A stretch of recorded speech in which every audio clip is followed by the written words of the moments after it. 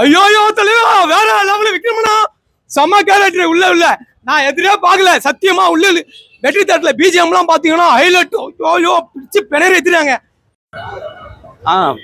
படம் பரவாயில்ல நல்லா இருக்கு.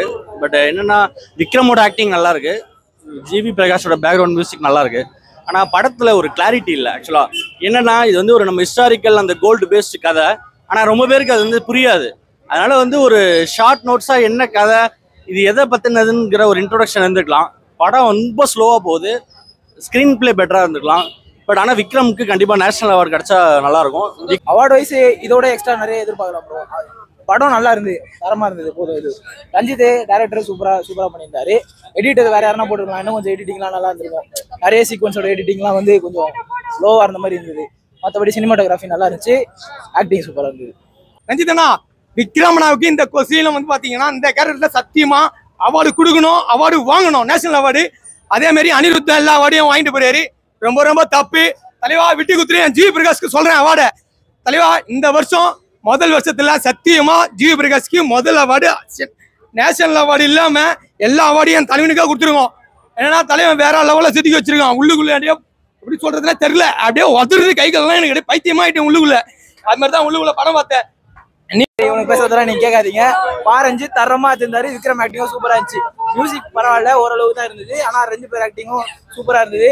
அப்புறம் லேடி கேரக்டர் பண்ணவங்க எல்லாரும் நல்லா பண்ணியிருந்தாங்க. விக்ரம் ரொம்ப கஷ்டப்பட்டு இந்த படம் நடிச்சிருக்காரு. படம் இட்டு கொடுக்கும் கண்டிப்பா. விக்ரம் நல்லா பண்ணியிருக்காரு, ஆனால் அவரை வேஸ்ட் பண்ணிட்டாங்க. கதை வந்து ஒரு புரிதலே இல்லை. என்ன மாதிரி ஒரு நம்ம ஹிஸ்டாரிக்கல் இதுதான், பட் இருந்தாலும் அது என்ன மாதிரி கதை எதனால இது அப்படிங்கிற ஒரு இன்ட்ரோடக்ஷன் ஒரு புரிதல் ரொம்ப பேருக்கு இது வந்து கதை வந்து டக்குன்னு புரியாது. பட் ஆனால் விக்ரம் நல்லா இருக்காரு, பேக்ரவுண்ட் ஸ்கோர் நல்லா இருக்கு, ஸ்க்ரீன் பிளே வந்து கொஞ்சம் ரொம்ப போரா இருக்கு. படம் பயங்கரமா இருந்துச்சு. விமன் கேரக்டர்ஸ் வந்து பயங்கரமா கொடுத்துருந்தாங்க. நல்லா இருக்கு, கண்டிப்பா எல்லாரும் பார்க்கணும், தியேட்டர்ல பார்க்கணும் முக்கியமா. தேங்க்யூ. மியூசிக் எப்படி இருக்கு? மியூசிக் சொல்லவே தேவையில்லை. ஜிவி பிரகாஷ் வந்து பயங்கரமா பண்ணியிருக்காரு. அது பத்தி வேர்ட்ஸ் கிடையாது. நீங்க வந்து தியேட்டர்ல பார்த்தா தான் அதோட எஃபெக்ட் என்னன்னு பயங்கரமா தெரியும். ஓகே தான், பார்க்கலாம், ஒன்ஸ் பார்க்கலாம். ஃபர்ஸ்ட் ஹாஃப் ஓகே, ஃபர்ஸ்ட் ஹாஃபோட செகண்ட் ஹாஃப் எனக்கு தெரிஞ்ச பெட்டரா இருக்க மாதிரி இருக்கு. ஸ்க்ரீன் பிளே ரொம்ப கொஞ்சம் மொக்கையாக தான் இருந்தது உண்மையை சொல்ல போனால். படம் மொக்கத்தை எக்ஸ்பெக்டட் அளவுக்கு எனக்கு தெரிஞ்ச வரைக்கும் எக்ஸ்பெக்டட் அளவுக்கு. நீங்களும் அசராம ஃபேமிலி மொத்தம் வந்து தியேட்டர்லேயே வந்து பாருங்க. ஏன்னா வெற்றி தியேட்டர்ல பிஜிஎம் அலறுது. நான் உள்ளுக்குள்ள போகும்போது சத்தியமா இந்த படம்லாம் விக்ரம்னாக தான் அப்படின்னு சோகமாக தான் உள்ள போனேன். பைத்திய மாதிரி உள்ள போனோம். வெளியெல்லாம் பூஸ்ட் பம்ப்ஸ்லாம் வேற லெவலு. ஏன்னா மாளவிகாக்கா உங்களை பார்த்தோன்னே அப்படியே மடங்கி கீழே வீண்டுங்க. அது மாதிரி கேரக்டர் இருக்கேன் நீங்க.